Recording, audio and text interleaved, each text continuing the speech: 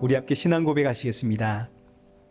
전능하사 천지를 만드신 하나님 아버지를 내가 믿사오며 그 외아들 우리 주 예수 그리스도를 믿사오니 이는 성령으로 잉태하사 동정녀 마리아에게 나시고 본디오 빌라도에게 고난을 받으사 십자가에 못 박혀 죽으시고 장사한 지 사흘 만에 죽은 자 가운데서 다시 살아나시며 하늘에 오르사 전능하신 하나님 우편에 앉아 계시다가 저리로서 산자와 죽은 자를 심판하러 오시리라.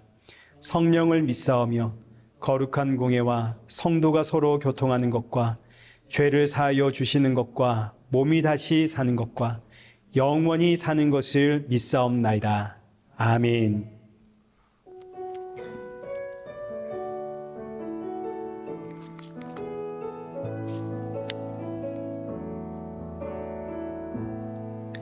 하늘의 문을 여소서 이곳을 주목하소서 주를 향한 노래가 꺼지지 않으니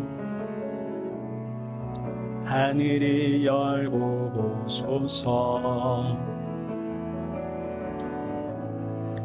이곳에 임재하소서 주님을 기다립니다. 기도의 향기가 하늘에 닿으니 주여 임재하여 주소서 이곳에 오셔서 이곳에 앉으소서 이곳에서 드리는 예배를 받으소서 주님의 이름만이 오직 주의 이름만 이곳에 있습니다. 이곳에 오셔서 이곳에 앉으소서 이곳에서 드리는 예배를 받으소서 주님의 이름만이 오직 주의 이름만 이곳에 있습니다. 우리 이 시간 예배 앞에 서 있는 내 모습을 점검하시면서 오늘의 예배가 내 마음의 담비와 같은 예배가 되도록 내 마음의 문을 활짝 열어 주옵소서. 우리 기도하시고 또 함께하는 사랑하는 성도들의 마음에도 새 힘과 위로와 안식의 예배가 되어지도록 은혜 부어 주옵소서. 우리 함께 기도의 자리로 나아가겠습니다.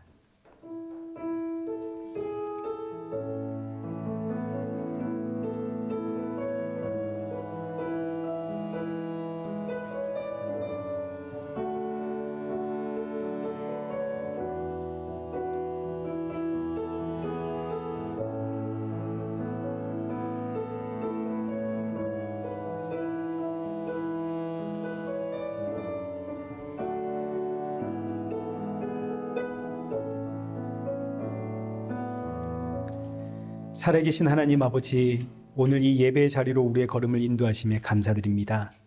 지치고 상한 심령들 이 자리에 모였사오니 오늘의 예배가 사랑하는 성도들에게 위로와 평안과 안식의 예배가 되도록 은혜 부어 주옵시고 걱정과 근심과 염려 가지고 나와왔지만 주가 주시는 기쁨으로 돌아갈 수 있도록 은혜 허락하여 주옵소서. 주가 주시는 생명의 말씀 붙잡고 새롭게 시작하는 이 한 주 버티게 하시고 날이 갈수록 예수 그리스도의 십자가의 은혜와 사랑이 더욱더 충만한 우리 성도들 되게 하여 주옵소서. 예수님의 이름으로 기도드리옵나이다. 아멘. 우리 함께 교독문 제74번을 교독하시겠습니다. 교독문 제74번입니다. 심령이 가난한 자는 복이 있나니 애통하는 자는 복이 있나니 온유한 자는 복이 있나니 의에 줄이고 목마른 자는 복이 있나니 국률이 여기는 자는 복이 있나니 마음이 청결한 자는 복이 있나니 화평하게 하는 자는 복이 있나니 의를 위하여 박해를 받는 자는 복이 있나니 나로 말미암아 너희를 욕하고 박해하고 거짓으로 너희를 거슬러 모든 악한 말을 할 때에는 너희에게 복이 있나니 기뻐하고 즐거워하라. 하늘에서 너희의 상이 큼이라. 너희 전에 있던 선지자들도 이같이 박해하였느니라. 아멘. 찬송가 29장 우리 함께 찬양하시겠습니다.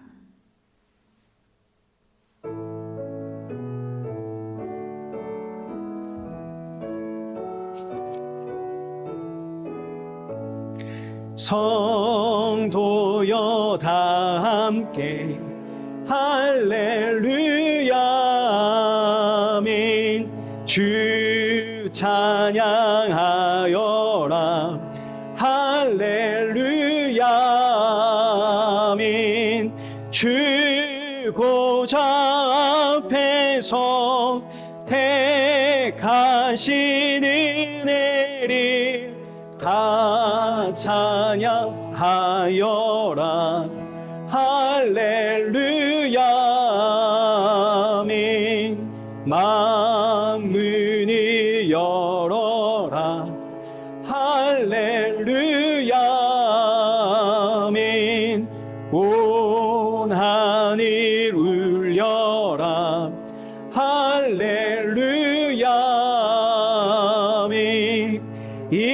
인도자 되시며 친구가 되신 주 그 사랑 끝없다 할렐루야 아멘.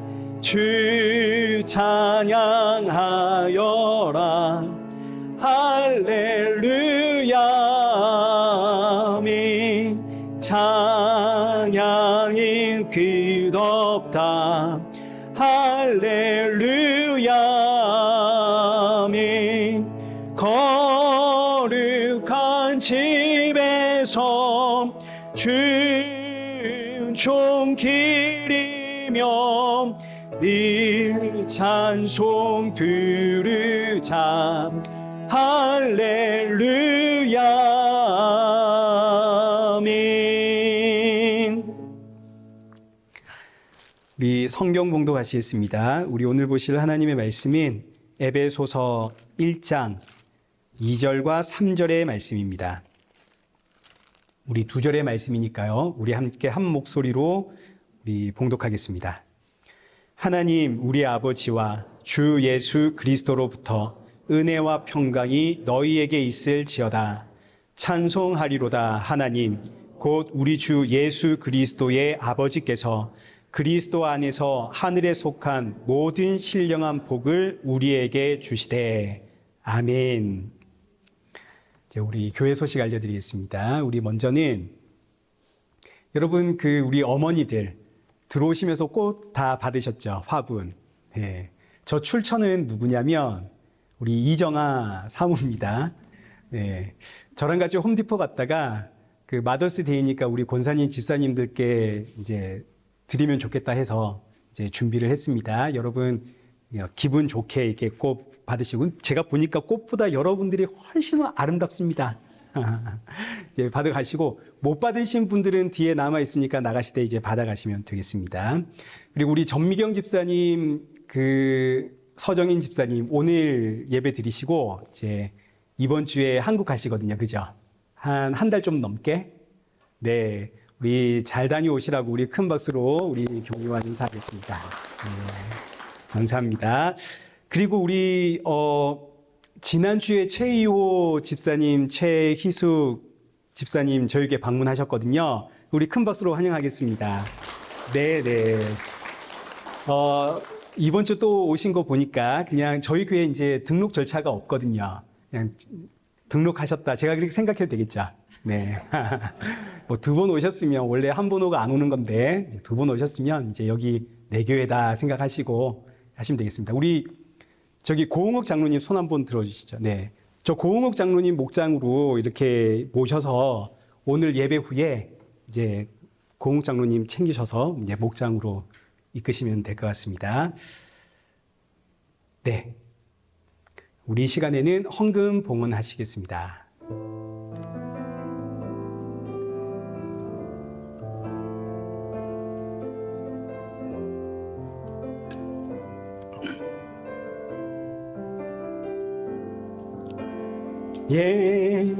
예수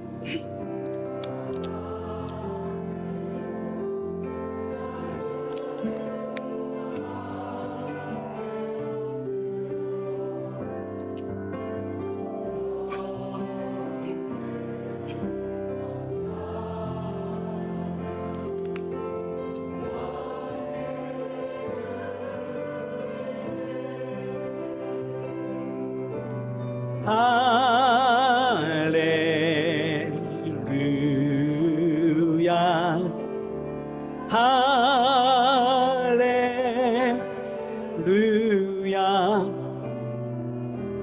할렐루야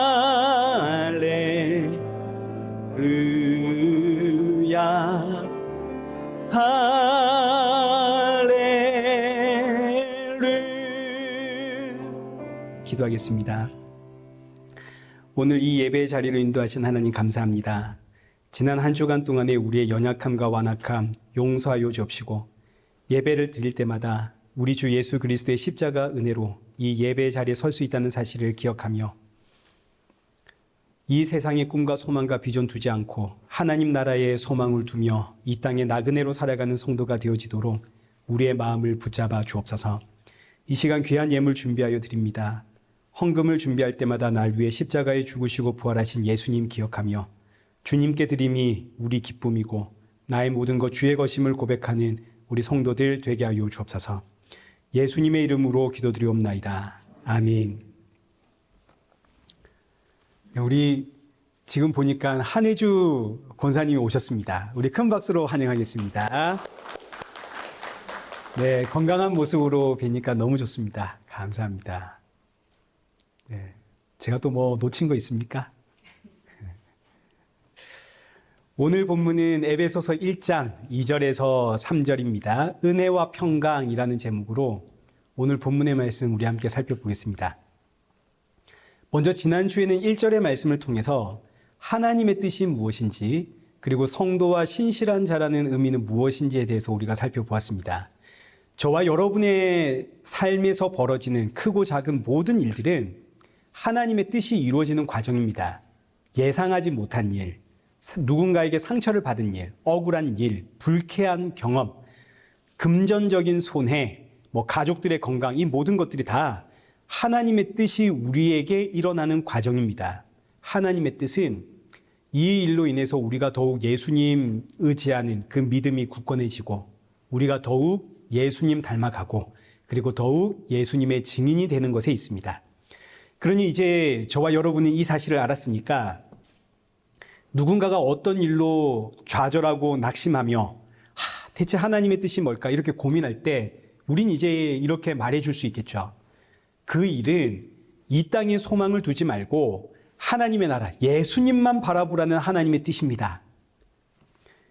그 일로 내 자존심 상했다고 막 내가 금전적인 손해를 봤다고 억울해하고 힘들어하고 원망하지 말고, 예수님 닮아가는 성도가 되도록 우리를 연단하시는 하나님의 손길임을 우리가 압시다. 하늘 영광 버리고 피조물의 손에 붙잡혀 십자가에 달리신 그 예수님, 힘이 없어서 십자가에 달려 죽으신 것이 아니라 한 영혼 살리려고 그 억울함과 모진 고난 감당하며 십자가에서 죽으셨던 그 예수님처럼 우리도 한 영혼 살리기 위해 나를 예수님 닮아가도록 지금 훈련시키고 계시니, 오히려 지금은 은혜의 때고 지금은 감사의 시간입니다. 우리가 누군가에게 이렇게 전해줄 수 있겠죠. 근데 보십시오, 여러분. 누가 이런 이야기를 듣고 싶어 하겠습니까? 이론적으로는 지금 내가 이해를 했다 하더라도, 그러나 지금 내 상황과 형편이 이런 말씀을 받아들일 만큼의 여유가 없을 수 있겠죠. 혹은 이런 이야기가 그동안 내가 살아왔던 신앙의 어떤 모습들, 내가 경험하고 또 내가 배워왔던 그런 신앙의 모습들하고 다를 수도 있을 겁니다. 또 혹은 아무리 이게 맞는 말이라 하더라도 야, 내가 너에게는 이런 말 듣고 싶지 않다, 이럴 수도 있는 거죠. 그래서 먼저 하나님의 뜻을 이해한 성도는 한 영혼을 붙잡고 이해시키고 설득시키고 가르치고 하는 게 아니라 우리 뭐 해야 됩니까? 기도해야 되는 겁니다. 우리가 그동안 살펴보았던 고린도 교회의 이야기가 다 이 이야기 아닙니까? 고린도 교회의 문제가 내가 너보다 좀 더 많이 안다, 내가 너보다 좀 더 잘났다, 내가 너보다 좀 더 영적이다. 여기 1장 5절, 고린도전서 1장 5절. 고린도 교회는 모든 일, 곧 모든 언변과 모든 지식에 풍족한 교회입니다. 그러니 뭐가 많나요? 발이 많죠. 누가 옳으냐? 나는 아볼로에게 배웠는데, 나는 바울에게 배웠는데, 나는 게바에게 배웠는데. 그래서 분쟁하고 갈라진 교회입니다. 이때 사도 바울이 고린도 교회를 향해 이런 권면을 합니다. 고린도전서 4장 15절. 그리스도 안에서 1만 스승이 있으되 아버지는 많지 아니하니 그리스도 예수 안에서 내가 복음으로써 너희를 낳았습니다. 여러분 다 기억나시죠? 처음 듣는 것처럼 그렇게 앉아 계시면 안 됩니다. 이 말씀은 스승이 되려고 하지 말고 아버지가 되어라, 이런 뜻 아닙니까? 어떤 사람이 아버지인가요? 성도에게 아버지는 하나님 아버지뿐입니다. 하나님 아버지는 저와 여러분을 살리려고 자신의 생명까지 희생하신 분이죠. 하늘 영광 버리고 이 땅에 오셔서 십자가에 죽기까지 자기 부인하고 자기를 희생하신 하나님. 그 하나님을 닮아가는 자가 아버지입니다. 한 영혼을 위해 기꺼이 섬기고 희생하고 들어주고 기도하는, 그래서 교회 안에는 1만 스승이 되려고 하면 안 되고 아버지, 어른이 돼야 됩니다. 우리 일의 교회가 모두 아버지가 되시기를 축복합니다. 자, 이것이 바로 하나님 아버지의 뜻입니다. 그리고 이제 지난주에는 여기 다시 1절 말씀을 통해서 성도와 신실한 자에 대해서 우리가 살펴보았습니다. 저와 여러분을 성도라고 부르는 이유는 저와 여러분이 거룩해서가 아니라 거룩하신 예수님이 지금 나와 함께 하시기 때문에 우리를 거룩한 자, 성도라고 부르는 거죠. 예수님 나와 함께 하시니까 성도, 우리를 이제 거룩한 성전이라고 부르기도 하고 거룩한 성도 이렇게 불러줍니다. 그리고 이 호칭 속에는 하나님의 의지가 함께 담겨 있습니다. 우리를 예수님 닮은 성도로 만들어내고야 말겠다라는 하나님의 의지. 그래서 이 성도를 크리스찬이라고 하는 거 아닙니까? 그리스도를 따르는 사람들, 그리스도를 닮아가는 사람들, 크리스찬. 동시에 이런 성도를 신실한 자라고 부르는 이유 역시 저와 여러분이 신실해서 신실한 자라고 부르는 것이 아니라 신실하신 예수님이 내 안에 계시기 때문에 우리를 신실하다 이렇게 불러주는 겁니다. 예수님이 신실하신 분입니다. 기억나시죠? 나는 예수님 부인해도 예수님은 나를 부인할 수가 없습니다. 왜냐하면 창세전에 아버지와 아들의 그 언약을 따라, 이걸 이제 창조 협약 이렇게 표현을 하는데, 아버지와 아들의 언약을 따라 창세전에 예수님이 나를 택하셨고 때가 되어 나를 찾아오셨기 때문에 창세전에 이미 작정하고 계획하신 예수님이 그 작정하심을 따라 나를 찾아오셨기 때문에 나는 예수님을 자꾸 부인을 해도 예수님은 나를 부인할 수가 없습니다. 이걸 하나님의 신실하심이라고 하는 거죠. 그 신실하신 하나님이 지금 나와 함께 하시기에 성도를 그리스도 예수 안에 있는 신실한 자다 부릅니다. 자, 그리고 이렇게 이제 성도로 부름을 받은 신실한 자다 칭함을 받은 사람을 이제 오늘 본문 2절에서는 은혜와 평강을 받았다 이렇게 표현을 합니다. 우리는 하나님의 은혜와 평강을 받은 사람들입니다. 보통 우리가 이제 예배 후에 목사님 은혜 받았습니다라고 우리가 표현을 많이 하죠. 교회를 떠날 때는 교회에 은혜가 없어서 이런 표현을 종종 씁니다. 근데 이런 이야기를 할 때 은혜의 기준은 납니다. 내가 정해놓은 어떤 기준이 있습니다. 그 기준에 닿았을 때 은혜 받았다 이런 고백을 하게 됩니다. 뭐 예배 시간에 찬양이 내 마음속에 그냥 쏙 들었다든지, 모두 모여서 통성 기도를 하는데 내가 정말 속 시원하게 통성 기도를 했다든지, 오늘 목사님의 말씀이 내 마음에 너무 와닿았다든지, 그때 우리는 은혜 받았습니다. 이런 고백을 하게 되는 거죠. 나도 모르는 교회를 향한 어떤 기대치가 있습니다. 교회와 예배와 성도와 목사를 향한 어떤 기대값, 여기에 못 미치면 은혜가 안 된다, 은혜가 없다, 이런 말을 하게 됩니다. 그러나 성경이 말하는 은혜는 뭐냐면 하나님 우리 아버지와 주 예수 그리스도로부터 오는 은혜입니다. 이 은혜가 뭐냐면 십자가의 은혜고 죄사함의 은혜고 거듭남의 은혜고 하나님의 자녀가 되는 은혜입니다. 이게 지금 표현이 다를 뿐 다 똑같은 이야기 아닙니까? 이걸 우리가 한마디로 하자면 구원의 은혜가 되는 거죠. 구원의 은혜. 이 구원이라고 하는 것은 사람이 상상할 수가 없는 일입니다. 왜냐하면 원래 이 자연인으로 태어난 사람은 내가 죽은 존재라는 걸 모르거든요. 우리가 부모님의 몸속에서 태어날 때부터 우리는 생명을 얻었다, 살아있다 이렇게 생각을 하지, 태어난 아이한테 이야기는 죽어 있습니다. 우리 그러지 않습니다. 우리는 내가 죽어 있는 존재라는 걸 모릅니다. 내가 하나님의 심판 아래에 있다는 존재라는 걸 우리는 모릅니다. 그렇기 때문에 세상 사람들 붙잡고 예수님이 당신의 죄 때문에 십자가에 죽었습니다. 그럼 이제 세상 사람들이 뭐라고 하겠습니까? 얼마나 기분 나빠하겠습니까? 아니 내가 무슨 죽을 죄를 지었다고, 그리고 내가 죄를 지었는데 왜 예수가 십자가에 죽나? 세상 사람들은 이해 못합니다. 이게 당연한 반응입니다. 왜냐하면 이들은 은혜가 뭔지를 모르거든요. 그런데 이런 세상 사람들에게 우리 하나님 아버지와 주 예수 그리스도로부터 오는 그 은혜가 이 사람에게 임하면 그때 비로소 이 사람은 내가 죄인이라는 사실을 알게 되고 예수 그리스도의 십자가로 내가 값없이 구원받았다라는 사실을 알게 됩니다. 이걸 우리가 은혜 받았다라고 하는 거죠. 그래서 은혜 받은 성도와 은혜를 모르는 사람에게는 아주 극명한 차이가 나타나는데, 그게 뭐냐면 은혜를 받은 성도는 내가 죄인이라는 이야기 듣는 걸 좋아합니다. 왜냐하면 내가 죄인이라는 사실이 드러나면 날수록 이런 날 구원하신 그 예수 그리스도의 은혜와 사랑이 더욱 깊어지고 넓어지거든요. 여기 로마서 5장 20절 보십시오. 죄가 더한 곳에 뭐가 더 커지나요? 은혜가 더 커지죠.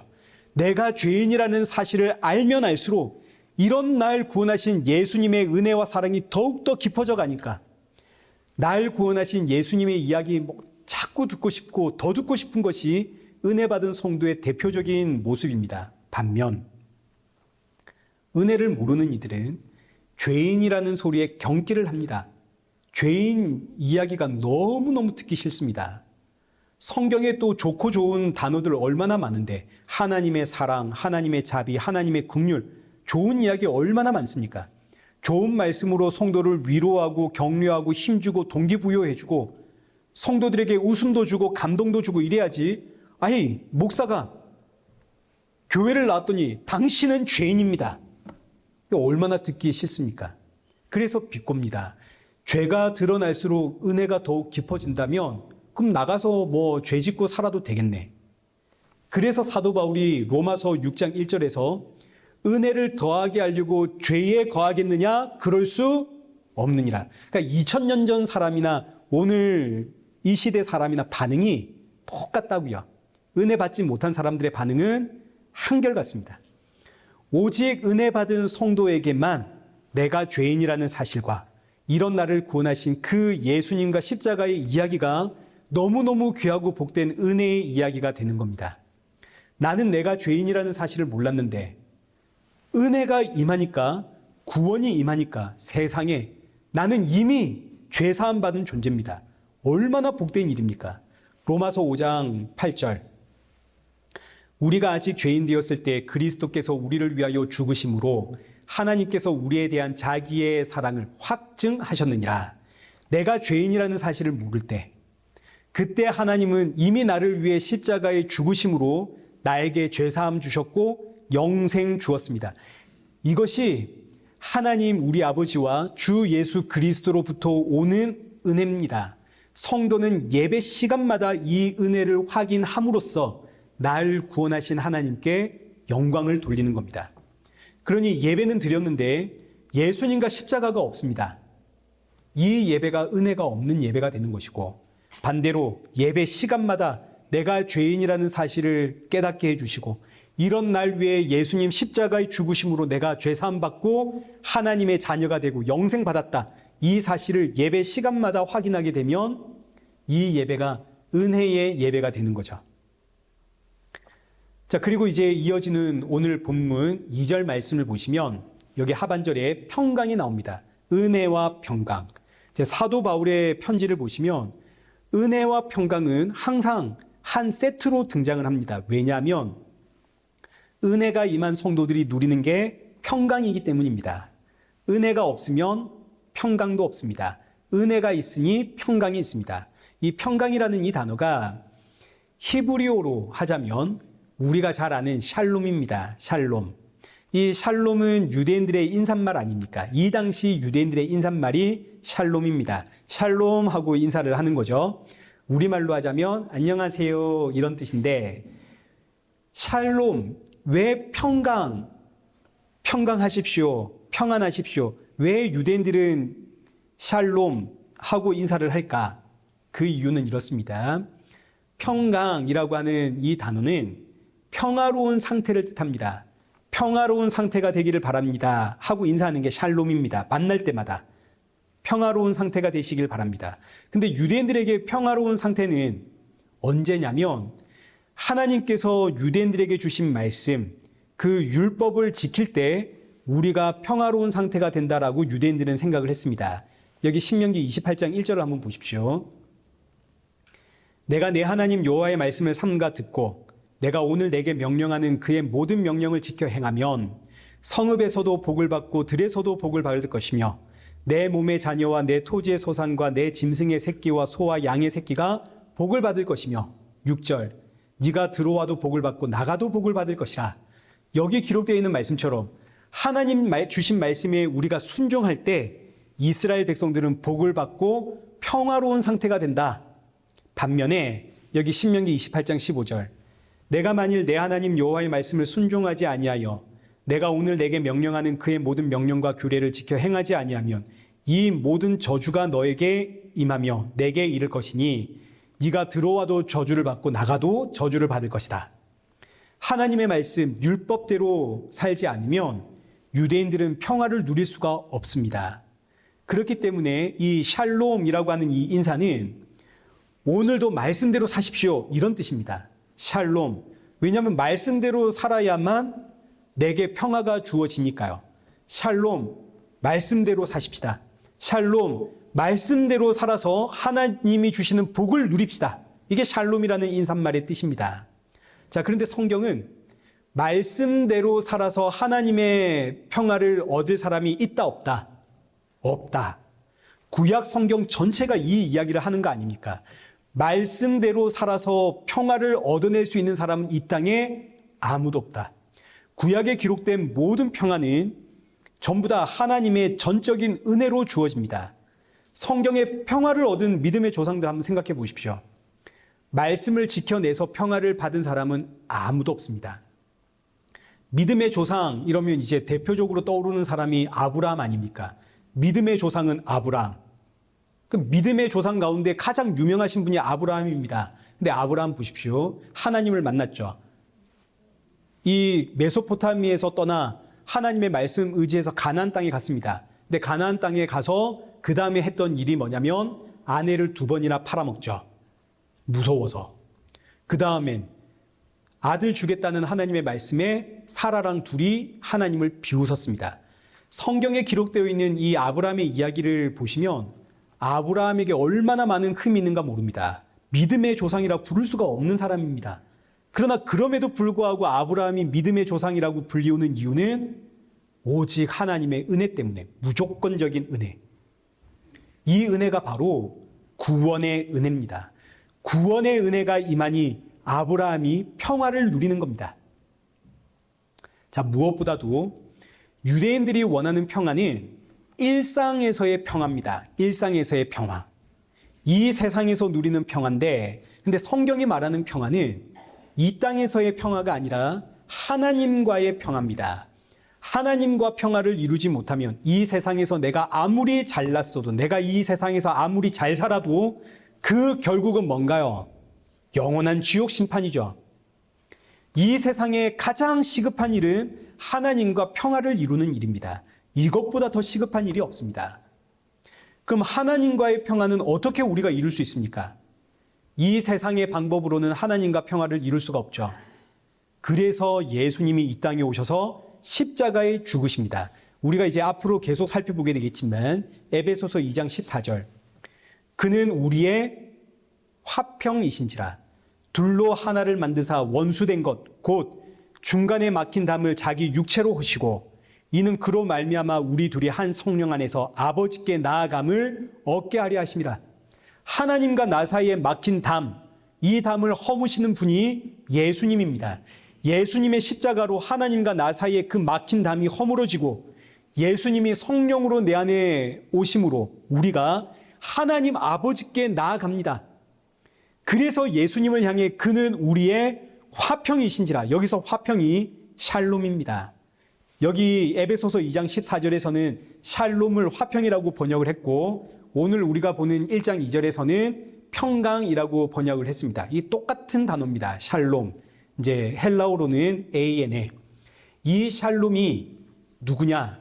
예수님이시다. 예수님. 그래서 예수님을 샬롬의 왕이라고 하는 거죠. 샬롬의 왕, 평강의 왕, 예수님이 나를 찾아오심, 이게 바로 은혜고, 예수님이 나를 찾아왔다는 것이 내가 하나님과 이 평화를 누리게 되는, 하나님과 평강하게 된 이야기 아닙니까? 그래서 이 은혜와 평강은 항상 한 세트로 등장을 하게 되고, 이 은혜와 평강을 우리가 받았기 때문에 이어지는 본문 3절이 찬송하리로다, 이 찬양이 터져 나오는 겁니다. 하나님 우리 아버지와 주 예수 그리스도가 주시는 은혜와 평강은 내가 원한 게 아니거든요. 나는 이런 것들이 나에게 왜 필요했는지도 모르는 사람이었습니다. 나는 내가 죽은 자고 죄인이라는 사실도 몰랐습니다. 무엇보다 나는 하나님의 사랑과 긍휼과 자비를 받을 만큼의 자격도 없는 존재입니다. 아니 그런데 내가 하나님을 알기도 전에 하나님이 나를 아시고 내게 은혜 베푸심으로 하나님과 평강을 이루게 하셨습니다. 그러니 찬양이 터져 나오는 거죠. 에베소서 2장 3절에서 5절을 보십시오. 우리는 본래가 육체를 따르는 본질상 진노의 자녀입니다. 그런데 긍휼이 풍성하신 하나님이 나를 사랑하사 허물로 죽은 나를 그리스도와 함께 살려내셨습니다. 어찌 찬송이 나오지 않겠습니까? 그런데 문제는, 근데 여기서 이제 아주 심각한 문제가 하나 생깁니다. 성도를 괴롭히는 문제. 그게 뭐냐면 하나님과 화평을 이루면 세상과는 어떻게 되겠습니까? 세상과는 불화를 하게 되겠죠. 반대로 내가 세상과 화평을 이루면 하나님과는 불화를 하게 되어집니다. 요한복음 15장 19절. 이게 이제 우리가 살아갈 때 있어서 제일 힘든 게 바로 이거 아닙니까? 너희가, 우리 함께 읽어보겠습니다. 시작. 너희가 세상에 속하였으면 세상이 자기의 것을 사랑할 것이나 너희는 세상에 속한 자가 아니요 도리어 내가 너희를 세상에서 택하였기 때문에 세상이 너희를 미워하느니라. 요한일서 3장 13절 시작. 형제들아 세상이 너희를 미워하여도 이상히 여기지 마라. 자, 성경이 지금 분명하게 이야기하고 있죠. 하나님과 화평을 이루면 세상과는 불화를 하게 됩니다. 그런데 지금 우리가 원하는 건 뭡니까? 우리가 원하는 거는 하나님과 화평을 이루면서 동시에 세상과도 화평을 이루는, 우리는 이걸 원하거든요. 하나님은 우리가 세상과 화평을 이루려고 하는 그 꼴을 못 보십니다.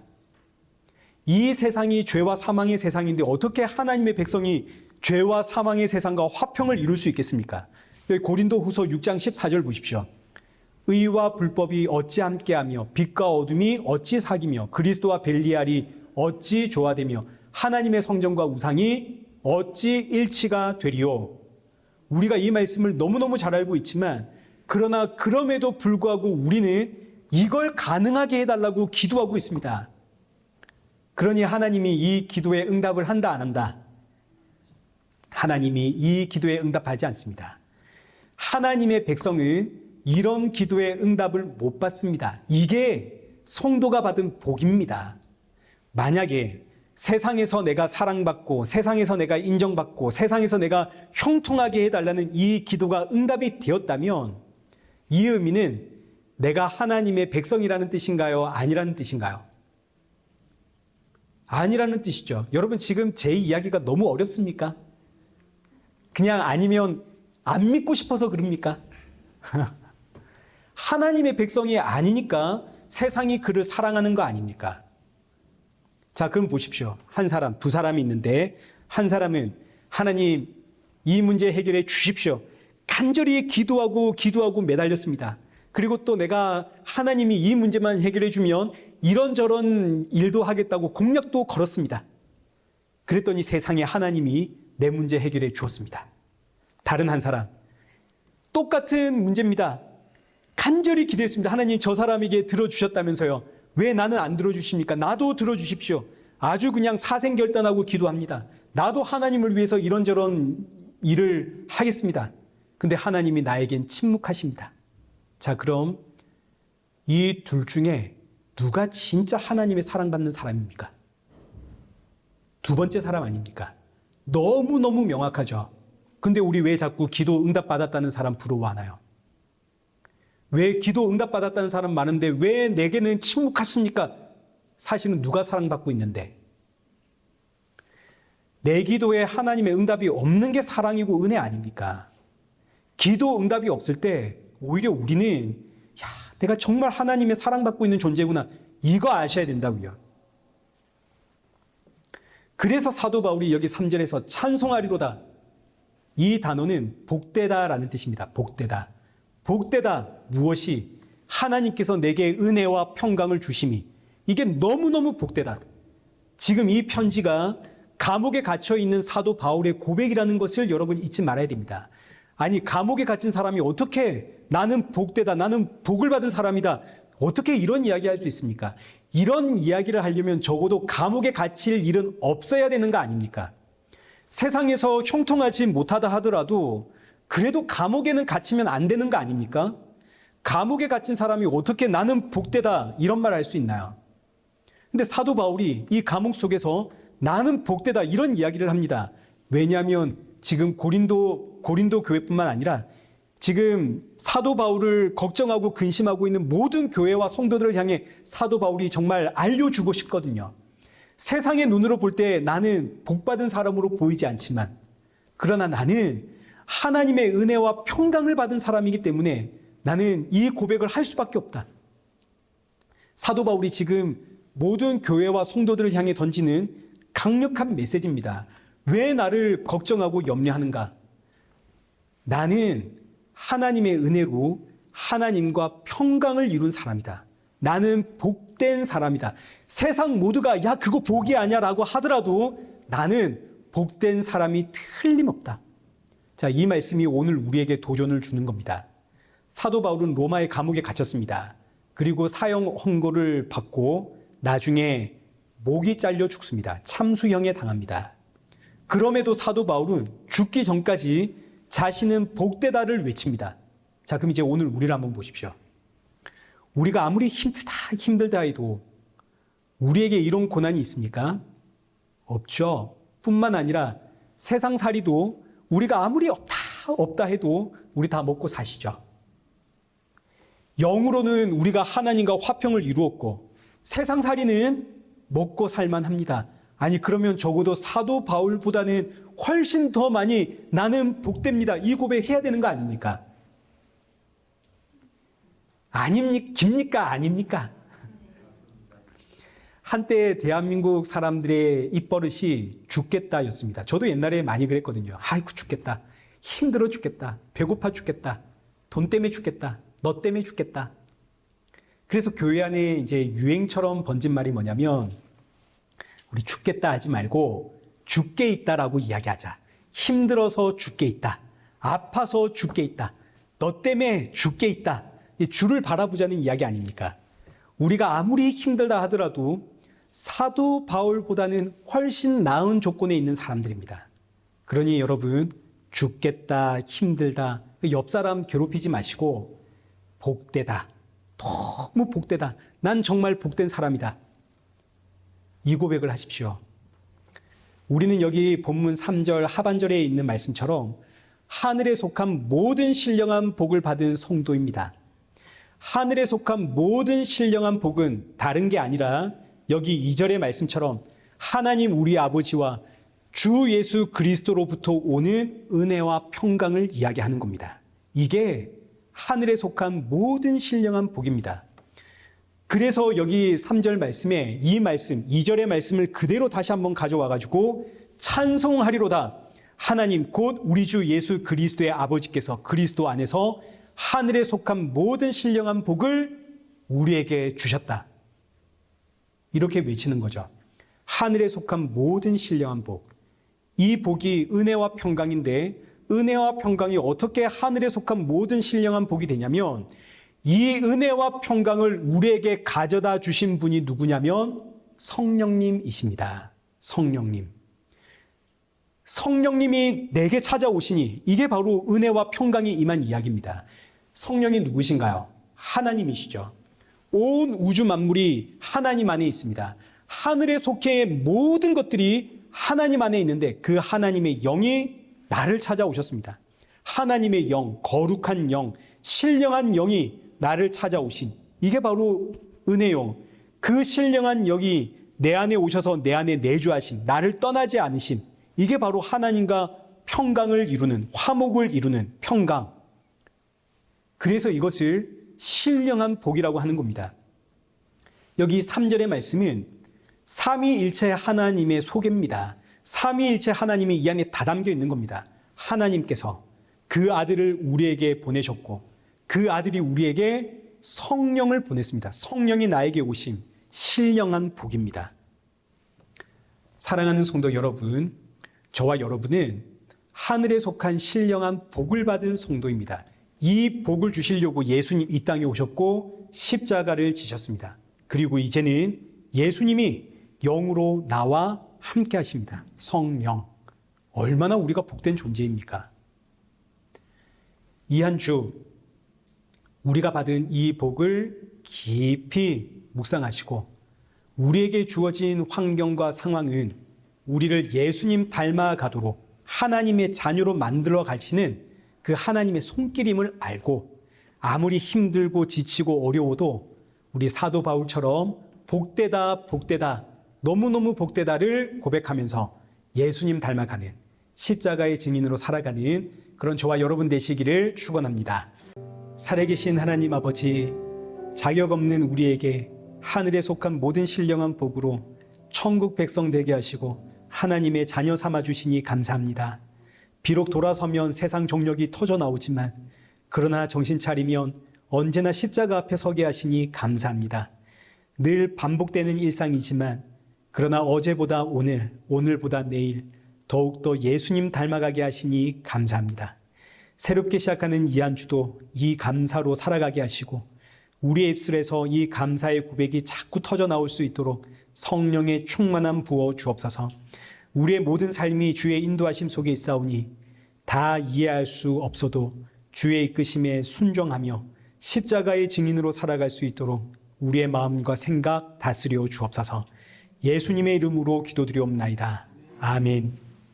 이제는 우리 주 예수 그리스도의 은혜와 성부 하나님의 크신 사랑과 성령 하나님의 위로교통 충만하심이 주가 주신 은혜와 평강에 감사하며 맡기신 사명에 충성하며 주님 만날 그날 사모하는 우리 일회교회와 성도들과 온 세계 교회 머리머리 위에 이제로부터 영원토록 함께 있을지어다.